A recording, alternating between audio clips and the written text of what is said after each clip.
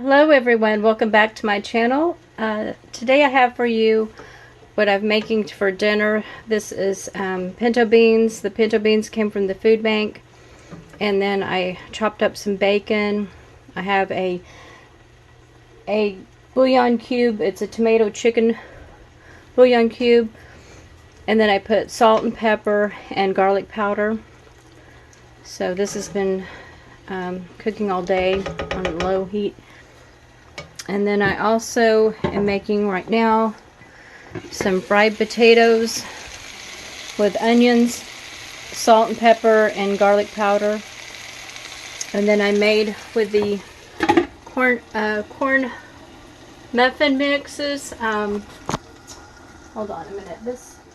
I used 2 of these that I got from the food bank.